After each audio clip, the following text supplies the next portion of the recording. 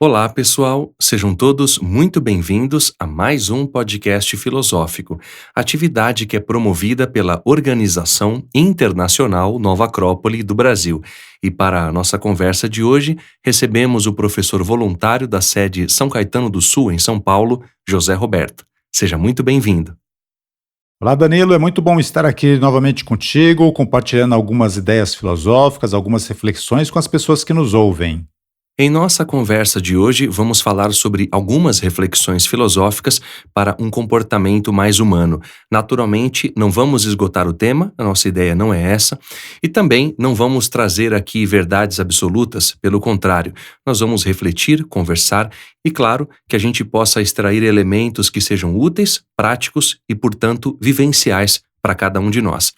À medida que a história vai avançando, há uma diferenciação em relação àquilo que nós acreditamos que somos como seres humanos.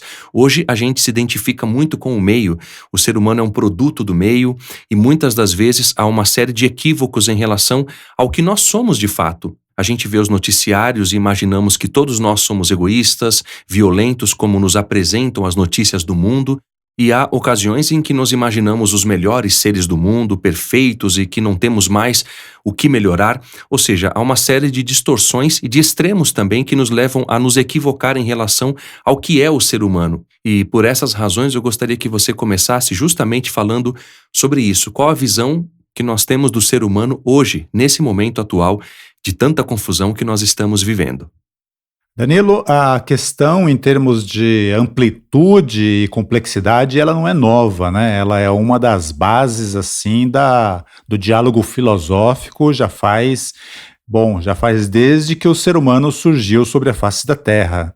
E sempre foi considerado uma das questões muito importantes, e é interessante que de vez em quando nas nossas palestras, né, nas nossas conversas com os amigos, nas nossas aulas mesmo, surge essa questão como se fosse algo que não possa ser solucionado.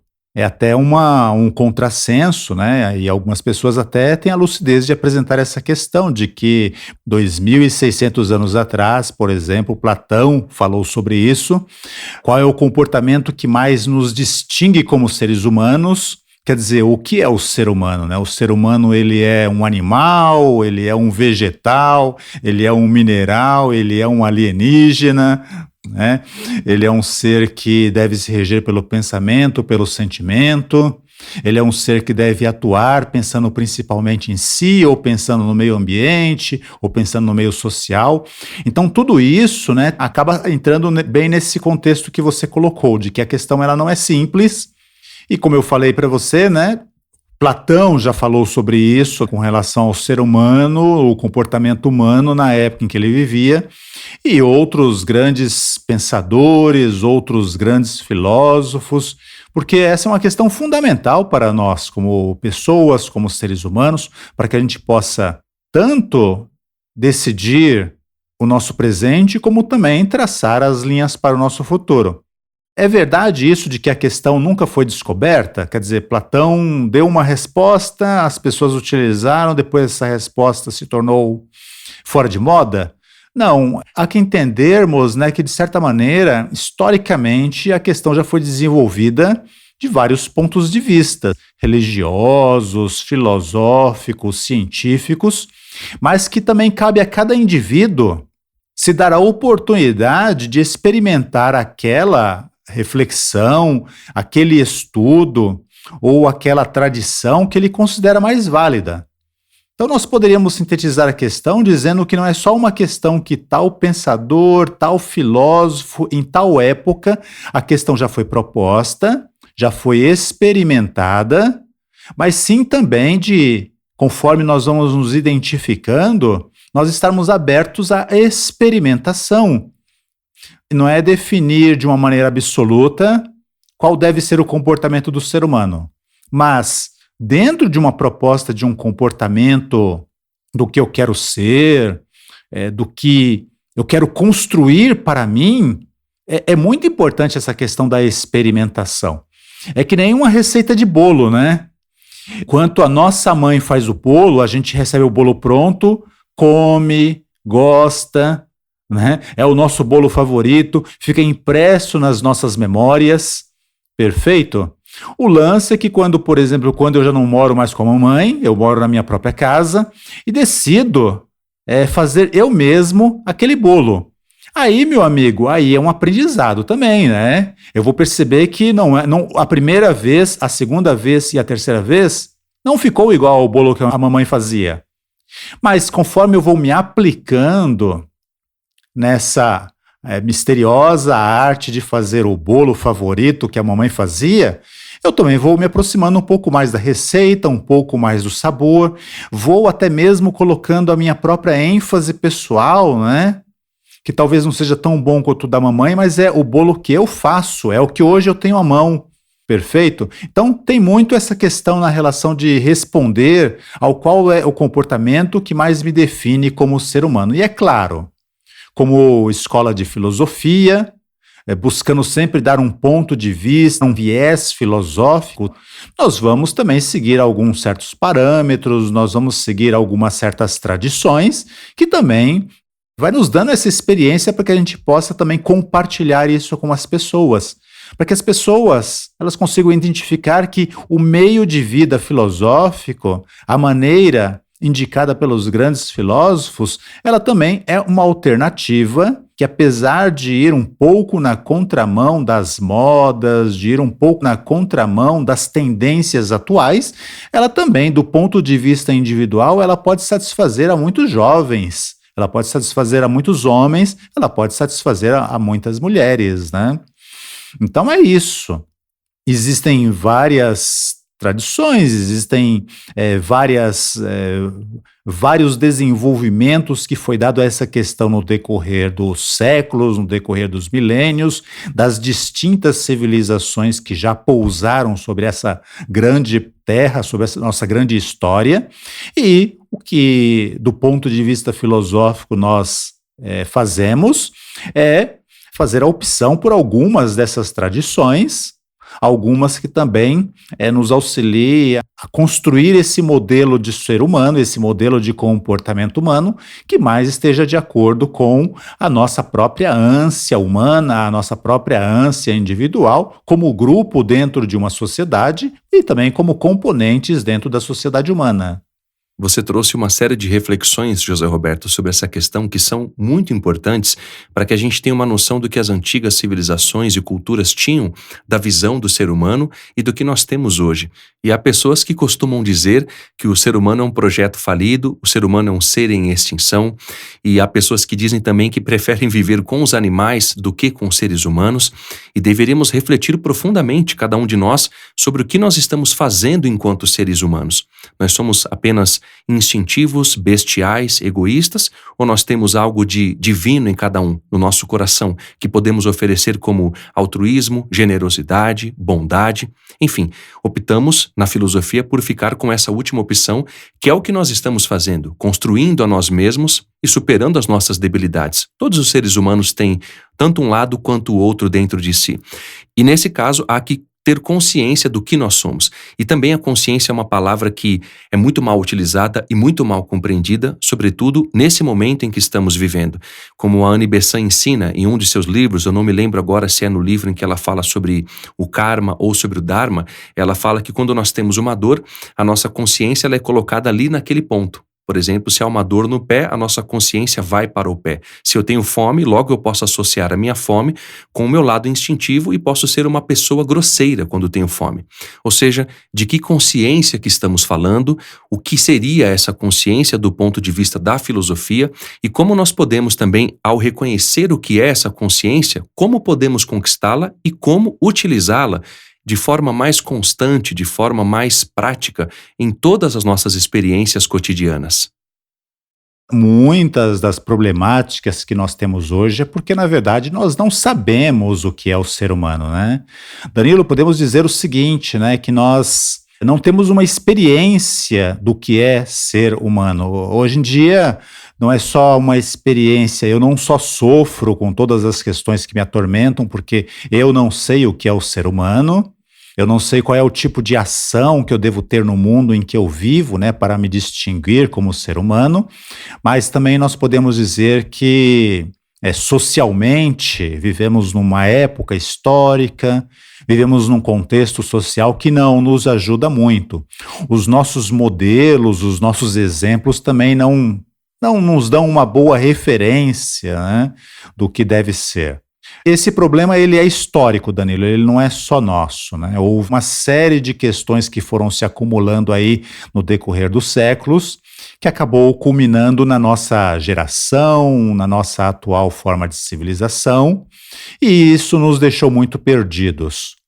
Nós vemos que, se a gente for tratar a questão, historicamente falando, do ponto de vista religioso, sempre se coloca que, de certa maneira, o ser humano ele é uma espécie de criação especial de Deus.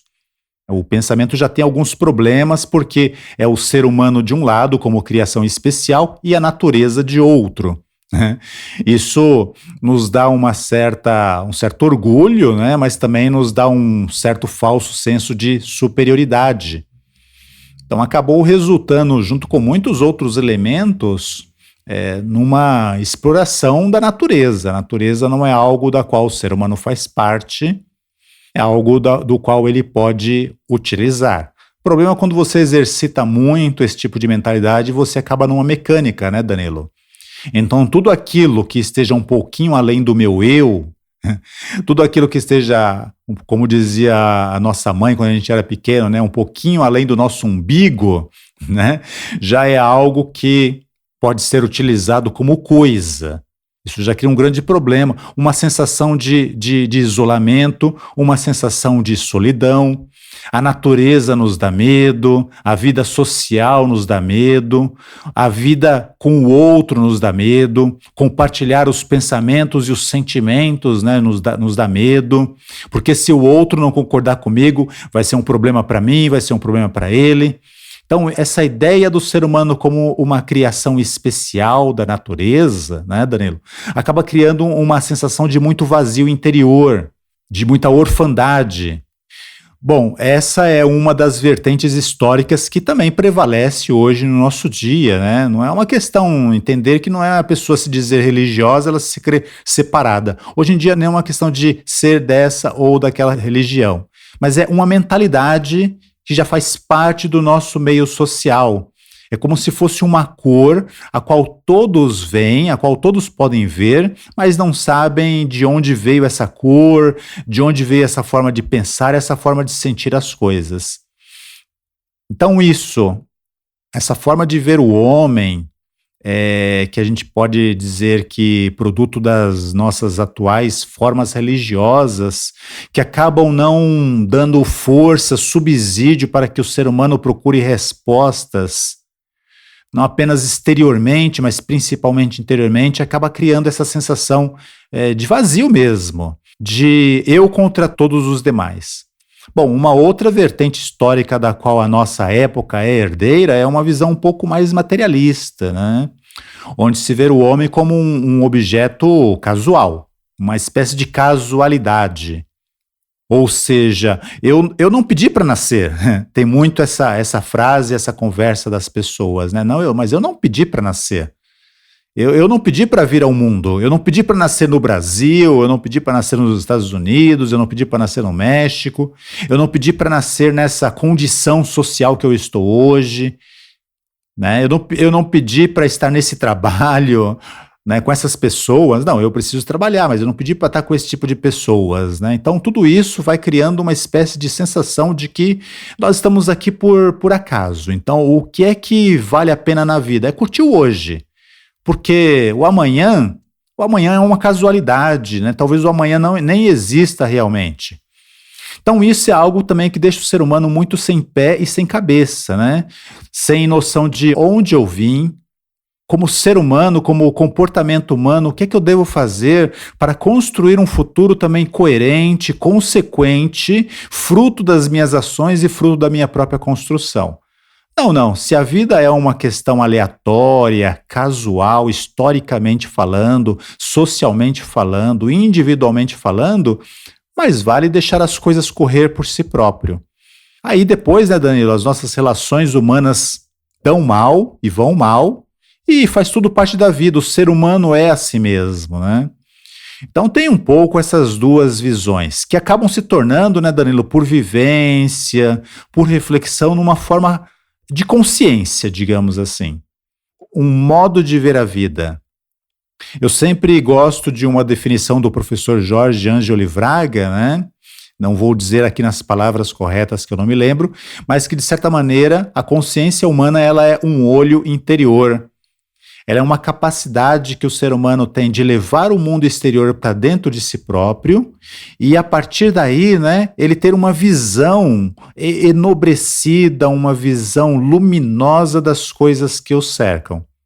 Só que para que essa visão interior, a consciência, ela seja devidamente construída, a vida do ser humano ela tem que ser pautada em atitudes, tem que ser erigida, construída com atitudes em que ele vá cada vez mais levando essa capacidade de ver o mundo de uma forma luminosa desde dentro de si mesmo. Isso não é nenhuma questão de negar a realidade, tá, Danilo? Isso é uma questão de ser forte interiormente, ter dentro de si elementos que são fortes, que são belos, que são inspiradores, para que quando o ser humano ele olhe para fora, ele veja aquelas coisas que estão fora de lugar e tenha o senso de ordem suficiente para colocar as coisas no lugar. Então, se existe corrupção fora, a partir do comportamento individual, a partir do comportamento de uma visão interior, o ser humano se veja com força suficiente para colocar o seu modo de fazer as coisas, né? De uma maneira correta, de uma maneira ética, para poder também servir de referência para outros seres humanos, para que cada um possa decidir de si mesmo, né, qual é a via, qual é o viés, qual é o modo de ir acumulando conhecimentos, de ir acumulando atos que contribuam com a construção de uma sociedade em que todos nós queremos viver. Seja do ponto de vista religioso, seja do ponto de vista social, ou seja do ponto de vista filosófico. Né? A consciência, nós podemos dizer que é algo, né, Danilo, que nos define propriamente como seres humanos. Uma vez eu achei muito interessante, né, que um aluno trouxe esse exemplo e eu tive que concordar com ele, né, porque antes mesmo de tocar na definição, ele lembrou, por exemplo, que o ser humano tem um tipo de consciência diferente de um animal. E o exemplo foi muito interessante, né? Se um gato entrasse na sala de aula, sentasse numa das cadeiras, como acontece muito das nossas sedes, né? Que possuem um gato, um cachorro, um animal de estimação, às vezes esses animaizinhos entram na sala de aula, se aninham no canto, se aninham em cima de uma cadeira, né? E enquanto você está conversando com os alunos sobre um determinado tema, né, por exemplo, a ética e o conceito de felicidade de Aristóteles, enquanto muitas vezes, né, você olha para as pessoas que estão ouvindo e elas prendem a respiração, os olhos brilham, né, sentem que aquilo é interessante, colocam coisas interessantes, você cria toda uma atmosfera emocional, uma atmosfera de sentimentos. Ao passo que o gato, né?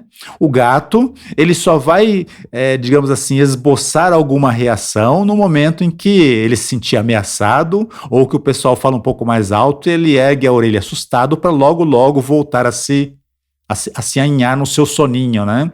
Então, é uma das diferenças do ser humano para, por exemplo, um animal. Quando o ser humano ele se comove com as coisas, né? Ele vai se impactando. Ele tem essa capacidade de se emocionar, de ir reconhecendo as coisas, né, que fazem uma vibração na sua alma. Então, isso nós poderíamos definir que é algo que dá um parâmetro para o que é o ser humano. Quando ele tem essa visão interior e ele vai se impactando, o seu coração, a sua mente, a sua alma vão vibrando com coisas, né, que vão reconhecendo como belas, como nobres, como justas.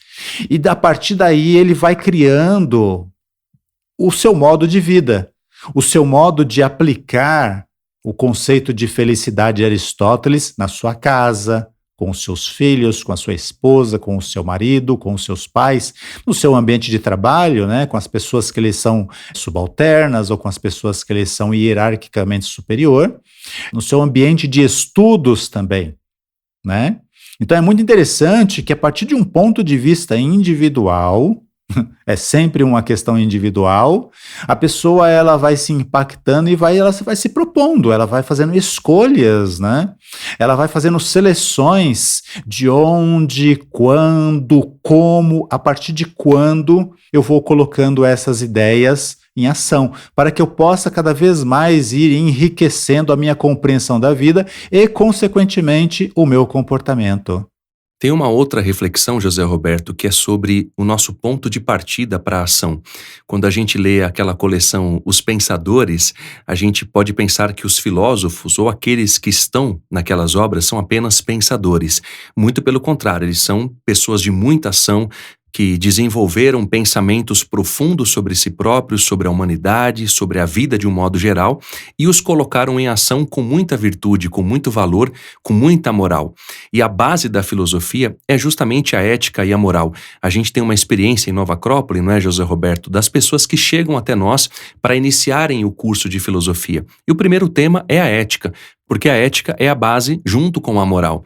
Se não há ética, ou seja, ideias de profundidade, de valores e a moral como consequência dessas ideias, como aplicação dessas ideias, a gente não pode falar de filosofia. E nós pensamos que vamos avançar sem ter esses conhecimentos básicos. E é muito importante começar pelo básico. A gente estuda ciência, arte, religião, política em Nova Acrópole, tudo isso com viés filosófico. E para entender tudo isso ou viver algo de alguma dessas faces da pirâmide, como chamavam os antigos, nós temos que ter a base como princípio de reflexão e de ação moral. Eu gostaria que você falasse da filosofia como esse princípio básico desse desafio de entender a vida e as suas expressões através da ética e da moral. Esse ponto é muito importante para a gente refletir e para a gente ter em conta também no momento em que a gente vai fazer qualquer coisa. Esse critério é muito importante para que nós tenhamos ações mais coerentes com base justamente a esses princípios filosóficos. Ah, sim, Danilo, a nossa cultura, né, ela tem a arte, a ciência, a religião, a questão da vivência social, né, mas nós percebemos que não é só uma questão de ter. Teríamos que refletir um pouquinho que cada um desses elementos sociais deveria contribuir para uma melhoria da sociedade humana e, consequentemente, uma melhoria da vida dos indivíduos. Hoje nós percebemos que nós temos uma ciência muito preocupada com o desenvolvimento tecnológico, mas que ao mesmo tempo, né, nessa mecânica que faz parte do processo do desenvolvimento tecnológico, começamos a perceber o universo como uma coisa mecânica, sem vida, fria, inóspita, hostil. Então a natureza, hoje quando o ser humano ele olha para a natureza, né, salvo se ele é um poeta, salvo se ele já é um sonhador assim por vocação, né, muitas vezes nós nos deparamos com um grande mistério, um grande desconhecido, aterrador e assustador. Me lembro muito da proposição quando eu era mais jovem, né, que muitas vezes, quando pensávamos no mar, a única coisa que pensávamos é que se o mar nos engolir, né, nada na sua vida cotidiana vai mudar, vai continuar sendo o mar. Então temos muito essa visão distante do ser humano com a natureza, que também é um fruto do desenvolvimento da nossa história no Ocidente. Outro elemento social que seria a arte também. A arte hoje, né, você como músico sabe, uma pessoa que também aprecia música também tem essa noção de que a arte hoje não está muito preocupada com a estética, com a beleza, com a vibração em níveis mais altos para que possa dar uma oportunidade do ser humano, através do contato com a música, com a pintura, com a escultura, ele possa reconhecer elementos muito fortes, muito harmônicos dentro de si e, consequentemente, reconhecer isso também na natureza. Um pôr do sol, né, quando nós temos essa oportunidade de contemplar, é uma obra de arte. Não uma obra de arte humana, mas uma obra de arte da natureza. E quando a gente começa a olhar essa natureza com essa consciência, com esse olhar interior, nós percebemos que fora de nós existem muitos elementos de inspiração. e que talvez o ser humano, como coletividade, mas também temos essa percepção cotidiana, que às vezes nos falta, né, essa visão da beleza. Eu estava achando interessante que eu estava vendo a vida de um compositor, né, dessas bandas de rock alternativo, e ele tem uma música que sempre considerei muito emotiva, sem saber a letra da música. Quando eu fiquei sabendo da história do compositor, uma história de bastante sofrimento na sua juventude, na sua infância, quando eu fiquei sabendo o motivo da sua música, né, por uma desilusão afetiva, uma desilusão amorosa, e ele declarando com as suas próprias palavras, olha, essa música ela é especial para mim porque eu coloquei toda a minha emoção, né? E antes de conhecer essa história, a música ela já me emocionava, ela já me tocava. E eu nunca tinha tido a curiosidade de ir atrás da letra, né? Perceber que na letra ele dizia o porquê, né? Isso por quê? Porque ele soube transformar o seu drama pessoal, né, o seu motivo de sofrimento na sua infância e juventude, numa coisa muito bela e cheia de emoção, né, independentemente de você não saber o significado das palavras, tocava a emoção. E depois é lógico, né, que você fica conhecendo a história do autor, da banda, da sua própria vida, né, os sentimentos que ele colocou ali, aí você junta a emoção, né, de algo que eu considerei muito belo, com o conhecimento de porquê. Então, é necessário essa integração. E a arte, né, sem palavras, tocando o nosso coração e tocando o nosso sentimento, ela chega às vezes até a fibra mais profunda do nosso ser. É claro, né, que se não é convenientemente trabalhada também, a feiura também pode impactar. E ao invés de levar o ser humano em direção aos seus sonhos mais elevados, acaba levando o ser humano até o porão dos seus pesadelos, né? E hoje em dia a arte está mais para essa segunda alternativa do que para a primeira, né? Não que não façam os nossos artistas, não façam coisas belíssimas, mas não era como, por exemplo, na Grécia, onde uma peça de teatro, né, ela era totalmente construída para tocar, ela propositalmente construída, né, por grandes sábios e por grandes discípulos para tocar positivamente o ser humano. Me lembro do professor Carlos Adelantado, né, o nosso diretor, ele descrevendo uma passagem assim do teatro, que o cidadão grego, né, ele passava por um ano infernal, né, tinha as contas para pagar, vamos dizer assim, tinha família para cuidar e muitas vezes tinha que ir para fora do território travar as guerras com outras cidades e estados. Bom, isso destroça o ser humano, né? Porque vai criando uma apatia, vai criando um peso, vai criando um dessabor pela vida. Então não somos só nós, né, Danilo, que muitas vezes caímos no tédio pelo cotidiano. O grego antigo também sabia. Só que tinha uma época, acordado entre todas as cidades gregas, que se paravam todas as guerras, todos os afazeres normais pelas Olimpíadas. Que, além do desenvolvimento atlético, tinha também o desenvolvimento artístico. E uma dessas partes do desenvolvimento artístico eram as peças dos teatros mistéricos gregos, né? Onde os cidadãos iam com a sua família para o teatro e lá se colocavam em contato com uma peça belíssima e todo mundo saía transformado, Danilo, todo mundo saía inspirado. Aquela rotina, aquele tédio, né, ia-se embora e o cidadão, ele ia, né, plenamente convicto de que ele era uma peça necessária para que a sua cidade funcionasse e o seu mundo funcionasse. Fosse fazendo o que ele tivesse que fazer, ser pai de família, ser cuidador das sementes da cidade ou do tesouro da cidade, ou mesmo ir para a guerra, né? E não era uma sensação individual, né, Danilo? Não era eu gosto disso, eu não gostei disso. Não, era uma sensação coletiva, era um compartilhar que fazia com que toda a cidade ali presente, né, se sentisse parte de algo maior. E isso é o que o belo pode fazer pelo ser humano. E isso é o que a arte pode fazer pelo ser humano. A mesma coisa com relação ao sentimento de mística, né, Danilo? Na antiguidade, por exemplo, se sabe que Quem olhava para o universo e fazia as medidas dos planetas, as medidas das coisas, não eram simplesmente cientistas, mas eram cientistas, humanistas, filósofos e também sacerdotes. Eles estavam menos preocupados com a distância da Terra à Lua do que, por exemplo, qual o significado da Lua para a Terra. Qual a representação que a Lua, qual o impacto que a existência da Lua, a luz da Lua, as fases da Lua tem na psique, na psicologia do ser humano, né? Que coisas são propícias fazer, por exemplo, na Lua nova? Que coisas são propícias fazer na Lua cheia? Porque isso, da parte dos sábios, né, quando eles ensinavam isso para as pessoas, ou aplicavam isso para as pessoas, eles sabem que os ciclos da natureza têm uma ação sobre nós. Há pessoas que são diurnas e preferem dormir à noite. Há pessoas que são noturnas e preferem dormir durante o dia, né? Então eles sabem que os ciclos têm uma ação sobre o ser humano. E a partir do momento em que o ser humano ele vai tomando essa consciência, ele mesmo vai construindo o seu comportamento.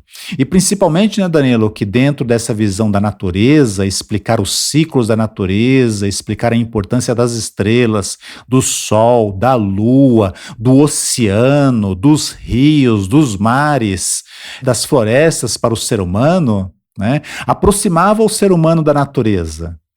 Aproximava o ser humano para aproveitar os seus melhores ciclos, né, para que nos melhores ciclos ele pudesse agir com consciência. E naqueles ciclos que não fossem tão propícios, ele também se recolhesse em si, ele refletisse, ele construísse a partir do seu interior, para que quando tivesse que voltar para fora, para as ações exteriores, ele pudesse fazer isso com muita tranquilidade, com muita serenidade, retirando as energias mais propícias para a ação que ele tivesse que fazer, né? Ou seja, esses povos, né, eles lidavam com problemas reais, os mesmos problemas que nós temos. Problemas de convivência, de comunicação, de ansiedade.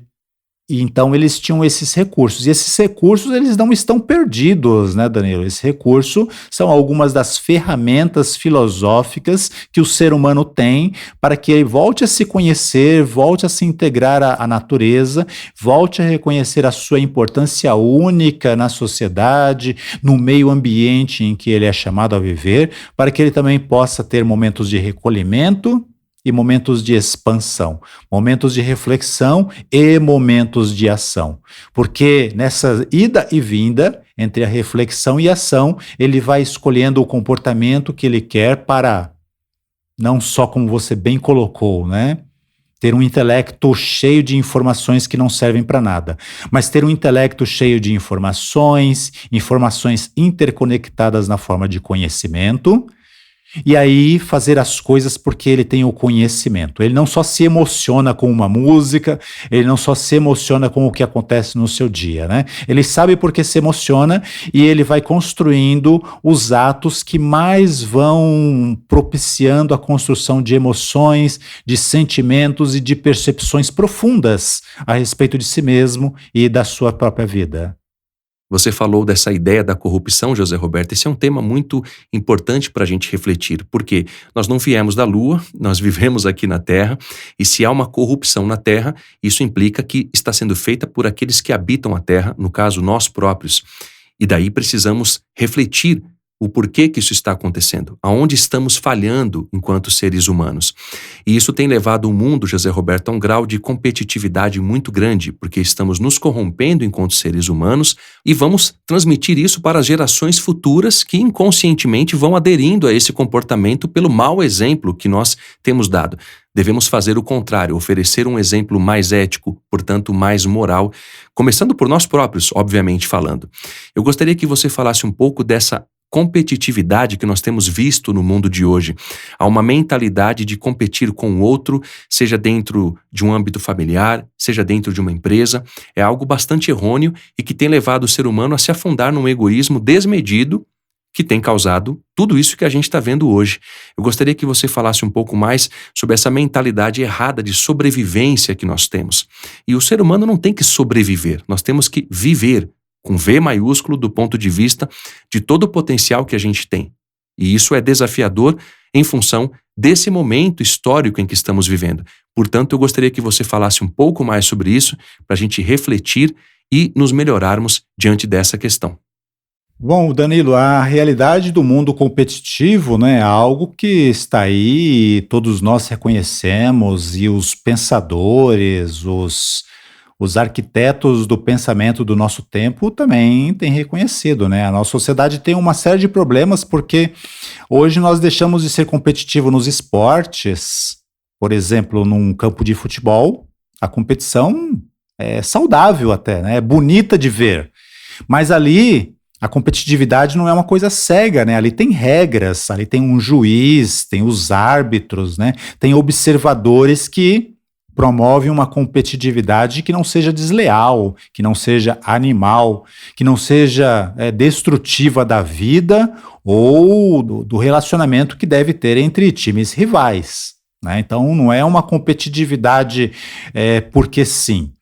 O grande problema do nosso mundo hoje é que a competitividade passou para campos onde o preferível seria colaboração, a empatia, o compartilhamento, e às vezes dentro da nossa própria casa, né? Existe o conflito de gerações, que hoje realmente é um conflito de gerações. Os mais jovens, com toda a sua carga energética e impaciência, não compreendem os mais experientes, os mais velhos. E os mais velhos, né, porque já tiveram aí a sua cota de competição por toda a sua vida, também não têm muita paciência ou limitaram a sua visão com relação à amplitude que muitas vezes tem os sonhos dos mais jovens. Às vezes o casal não se entende com relação às coisas mínimas, né, básicas, cotidianas, como a educação dos filhos, o melhor lugar para se colocar o sofá, a estante de livros. Então hoje temos esses problemas que, como os antigos também tinham, os seus problemas de comunicação e convivência. O lance é que hoje está presente em toda a nossa vida, né? Não está mais restrito aos esportes, não está mais restrito por exemplo, assim, ao concurso de matemática, né? Onde vai ter um primeiro, um segundo e um terceiro lugar. E como eu disse para você, acho muito interessante enfatizar isso, a competitividade ela não é um mal. Ela é boa quando existem regras, quando existem propósitos, quando existe assim todo um ambiente, né, para que os times rivais testem as suas forças, a sua habilidade, a sua competência. É muito bom. O problema da competitividade atual é quando ela chega na nossa vida como um todo. E cabe filosofia nesse meio competitivo, onde muitas vezes é dragão querendo se alimentar de dragão?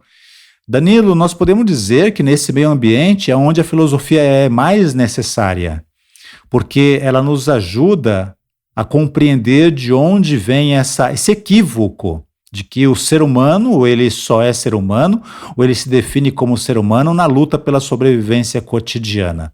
Não, pelo contrário, sim, a luta cotidiana ela é uma realidade, não vamos colocar panos quentes, ela é uma necessidade. Como profissional eu tenho que ir, como você mesmo colocou aí, né, tenho que ir aperfeiçoando os meus conhecimentos, porque se eu trabalho com isso, é bom que eu seja o melhor nisso, né? E nem por espírito de competitividade, né, Danilo? É porque o ser humano ele sente um orgulho, né, quando ele é bom em algo em que ele sente que o outro e a sociedade necessita. Perfeito? E é claro que se ele é bom nisso e por conta disso ele ainda faz disso o seu ganha-pão, tá ótimo. Ele une as duas coisas. Ele une três coisas, eu diria. Ele une algo que o satisfaz, né? Ele une algo que ele faz com muito prazer, com muito gosto, que é útil e que é necessário, e ele faz algo bem, de coração, e isso apoia outras pessoas, né? Salvo um grupo de privilegiados, né? Em várias profissões que trabalha com essa mentalidade, que não é uma mentalidade capitalista, né? É uma mentalidade filosófica. com relação à grande maioria que muitas vezes vai para o trabalho entediado, faz um trabalho meia boca, faz um trabalho mal feito, vai juntando males no seu próprio, na sua própria saúde, né? Vai se alimentando de fofocas, de alimento ruim, vai levando isso para casa, né? Vai levando essa desilusão, esse modo inconsciente de ver a vida para os seus filhos, etc. Ou seja, vai perpetuando aí um ciclo vicioso muito destrutivo. Precisamente, né, Danilo, a filosofia, ela nos leva em direção a esses grandes filósofos do passado, que ainda hoje os seus nomes ecoam na nossa história, ajudam o ser humano a ter algo que é muito importante, que é ter sonhos, que é ter ideais, aos quais ele pode se agarrar, se abraçar, e a partir daí sentir que está construindo a sua própria vida, construindo o seu próprio futuro. Fazendo algo que talvez hoje não seja aquilo que ele goste de fazer, mas que vá, através desse refinamento desse olho interior, do olho da consciência, descobrindo os pequenos prazeres naquilo que ele faz. Se é um trabalho simples, modesto, tedioso, mas que de certa maneira alguém que muitas vezes ele não conhece e vê, é beneficiado com um carimbo que ele dá numa folha de papel. Poxa, isso não é um motivo, pensando de uma maneira filosófica, reflexiva, de quem está buscando o aspecto mais construtivo das coisas, isso não é algo bom, né? Isso é algo maravilhoso. Sei que talvez um carimbo bem posto numa folha não faça o bem para o mundo, mas não é essa a questão. A questão, como diria o nosso fundador, o professor Jorge Angeli Fraga, é o ser humano ir descobrindo esse recanto de paz interior, esse recanto de construção interior, esse canto onde vivem os nossos melhores sentimentos, os nossos melhores sonhos, e ir se intensificando nisso, e ir aprendendo a perceber do outro isto, algo que o alimente interiormente, das situações em que ele vive, algo que alimente interiormente. Você falou muito das dificuldades da nossa época, né, Danilo? As dificuldades existem, fazem parte também desse mundo competitivo de sobrevivência que nós vivemos, mas até mesmo a dificuldade, ela pode ser vista de uma maneira construtiva. Lembramos sempre de um grande filósofo, né, um grande mestre que foi Siddhartha Gautama, o Buda, onde ele colocava que a dor também é um veículo de consciência. Ou seja, não se eu crio dificuldades, porque não é essa a questão, mas se a vida existe dificuldades, com essas dificuldades eu posso aprender a ser mais forte, com essas dificuldades eu posso aprender a ser mais tolerante, com essas dificuldades, né, eu posso aprender onde é que isso me atinge. Me magoa? Bom, como é que eu faço para lidar com essa mágoa? Me entristece? Como é que eu faço para lidar com essa tristeza? Me enraivece? Como é que eu faço para lidar com essa minha ira? Que quando ela vem para fora, ao invés de eu construir elos com as pessoas, eu construo insatisfação, eu construo inimizades, eu construo separações, eu construo divórcios, eu construo inimizades e assim sucessivamente. Né, Danilo? Então é necessário que o ser humano tenha sonhos e o ser humano tenha ideais. E isso a filosofia nos traz, porque vai apresentar os grandes idealistas da humanidade, né?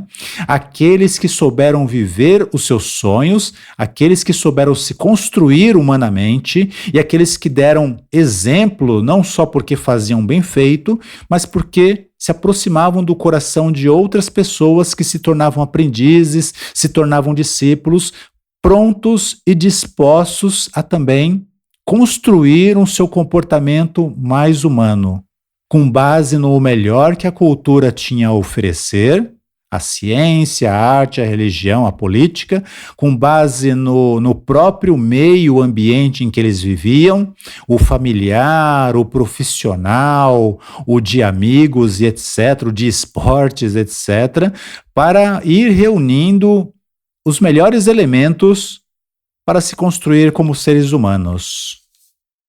Com certeza, José Roberto, e você citou bem essa ideia saudável da competitividade. Cabe lembrar que nós participamos de uma experiência muito especial nas Olimpíadas Internacionais da Nova Acrópole recentemente, inclusive há vídeos no YouTube que qualquer um pode pesquisar e assistir, e vivemos uma experiência bastante intensa com inúmeras pessoas que estudam em Nova Acrópole, que são voluntários em outros países, que falam línguas diferentes, e foi belíssimo ver no olhar de cada um, em suas ações, a experiência da convivência, da fraternidade, da camaradagem, do respeito mútuo. Cada um queria ali vencer de si próprio. E me lembrei disso porque a questão que eu vou fazer a seguir vai justamente nesse sentido. Quando a gente entende uma boa e uma sã competitividade, a gente vai primeiro lutar conosco mesmos, ou seja, colocar o nosso melhor à tona. E aí vem a questão que eu lhe faço, José Roberto, quando a gente perde isso e a gente confunde egoísmo com individualidade, nós vamos gerando cada vez mais conflitos, desde as pequenas relações humanas até as grandes relações humanas diplomáticas de países, o que vai levar a inúmeras guerras. Portanto, eu gostaria que você falasse da importância do individualismo do ponto de vista platônico e filosófico, do que é o indivíduo, daquele que busca se melhorar, para esse egoísmo que a gente vê no mundo de hoje e que tem nos levado cada vez mais a um afastamento de nós próprios e dos nossos semelhantes por consequência. É aí que entra a consciência humana, Danilo. É aí que entra essa ideia, né, de nós irmos nos aproximando das grandes tradições filosóficas, não para viver segundo o que Platão indica, não para viver segundo o que Confúcio indica, mas para que nós possamos enriquecer o campo do nosso conhecimento. Porque com mais opções de conhecimentos, com mais elementos, eu escolho a maneira como eu quero viver. E se eu sou idealista, né, eu não quero viver de qualquer maneira, eu não quero atuar de qualquer maneira. Eu quero sentir que esses conhecimentos me dão uma inspiração para que eu possa, na minha convivência com os amigos, aprender com eles, sentir que eu os respeito. Porque essa atitude ela vai nos fortalecendo interiormente, Danilo. Ela vai nos fortalecendo porque vai criando uma visão natural, né? A natureza, nós percebemos que há sempre colaboração. E mesmo quando existe destruição, a destruição não é por uma malevolência da natureza, não. A destruição é para substituir uma forma desgastada por uma forma rejuvenescida, né? Por uma forma que possa oferecer ao sistema da natureza, suporte para que outras formas de vida também possam se valer.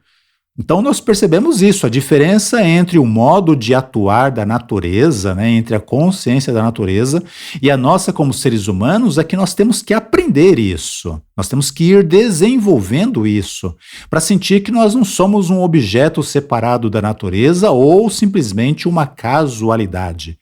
Isso parece difícil, né, Danilo? Porque parecemos vozes ecoando no meio de um deserto. Mas já houve sociedades e civilizações inteiras, né, que nós temos a oportunidade de estudar, em que isso era uma prática cotidiana. E pode voltar a ser, né? É um desafio? É um desafio. Eu necessito dedicar um dia ou alguns dias da semana para aprender e exercitar isso? É isso mesmo, né? A filosofia apresentada pelo professor Livraga, apresentado com base no que desenvolveu grandes filósofos como Helena Blavatsky, ou Platão, ou Sócrates ou Confúcio, não é uma filosofia de sofá. É uma filosofia de protagonismo, né? É uma filosofia de ação. É uma filosofia de erros, mas erros não como eu vou desistir, erros como eu vou perseverar. Porque só não erra quem não faz nada. Agora, quem está indo em direção a um território novo, principalmente esse território inexplorado, né, que é o nosso coração humano, é a outra terra desconhecida, né, vai cometer erros, vai aprender com esses erros, vai ter instrução, né, sobre por que isso, do ponto de vista da formação, do fortalecimento humano, é um erro, e vai ter a oportunidade de decidir, né, se quer continuar, porque está aprendendo, porque está se fortalecendo. Dentro de nós, né, Danilo, vive o grande inimigo e dentro de nós também vive o grande amigo, o egoísmo e a individualidade. O egoísmo como um individualismo cego, burro e terrivelmente ingênuo, inocente e destrutivo em termos interiores e exteriores, e a individualidade, né, como uma energia que vem da alma do ser humano, como o melhor amigo, o melhor casamento, o melhor pai e a melhor mãe que nós temos dentro de nós mesmos. A oportunidade que o ser humano tem de olhar para fora e olhar para dentro, né? Se construir através de uma arma de duplo fio, uma que corta dentro e uma que corta fora. Para não se sentir que porque o meio ambiente em que ele vive está se destroçando pelas tempestades, ele tem que se destroçar também. Porque esse é um motivo da angústia do jovem idealista hoje, né? Do homem adulto, da mulher adulta, do ancião. Sentir que o mundo está indo para algum lugar que nós não sabemos para onde, sentir que se a gente não corre para onde todo mundo está indo, que é essa competitividade, nós vamos ser esmagados. Isso é uma mecânica, né, Danilo? É uma robotização. É o que acontece quando não vamos em direção a essa consciência de saber quem eu sou, saber qual que é o meu valor, quais são os meus melhores valores, quais são as minhas melhores virtudes, as minhas melhores qualidades, que vai dar, sim, um certo trabalho para ser construída, mas que quando eu começar a ver um pouquinho da pontinha da cabeça, da pontinha dos olhos dessas virtudes interiores, eu me sinta muito orgulhoso de mim, né? Porque eu estou indo em direção a algo que dá dignidade ao ser humano. Saber quem ele é, saber quais são os seus valores e saber de que maneira ele pode contribuir com o mundo exterior em que ele vive. Não de uma maneira meramente competitiva para sobreviver, mas principalmente para ser um pequeno modelo de tranquilidade, um pequeno modelo de imaginação, um pequeno modelo de inteligência, um pequeno modelo de força do ambiente que Deus, o destino, a natureza chegou para que ele possa viver. Porque se o ser humano perde isso, né, Danilo, ele simplesmente se transforma numa máquina, sem capacidade de responder com simplicidade e inteligência à vida. E é tomado por um medo que vai crescendo cada vez mais, vai dominando cada vez mais, e um medo que em algum momento se transforma em uma violência. Não aquela violência que tira a vida do outro, mas às vezes aquela violência que, por instinto, responde de qualquer maneira a uma pessoa que depois vai ser muito difícil reconstruir esses passos. E o ser humano não é só um ser de violência, de robotismo, de mecanização. Danilo, o ser humano é um ser que deve construir a sua capacidade de ver interiormente as coisas dentro de uma fortaleza, dentro de uma virtude de justiça, de empatia, de generosidade, para que ele possa oferecer o melhor que ele tem ao mundo e assim ir construindo com o seu próprio comportamento o seu castelo de força interior. Dessa maneira, encerramos a nossa conversa de hoje. Novamente lhe agradeço a presença, José Roberto, e, claro, desejo que seja sempre muito bem-vindo. Obrigado, Danilo. Foi muito bom compartilhar com você e com todas as pessoas essa reflexão filosófica. E fica aí o nosso convite, né, para aqueles que se sentirem atraídos, para aqueles que se sentirem inspirados pela filosofia, a comparecer a uma escola de Nova Acrópole e se dar essa oportunidade de testar também a filosofia, né, como um dos caminhos que pode ajudar a construir-se cada vez melhor como ser humano. Sem dúvida, José Roberto. E para aqueles que queiram nos contatar, podem fazê-lo através do nosso site nova-acrópole.org.br/podcast. E para quem quiser saber mais sobre o nosso curso de Filosofia para Viver, basta também acessar o nosso site nova-acrópole.org.br. Até a próxima!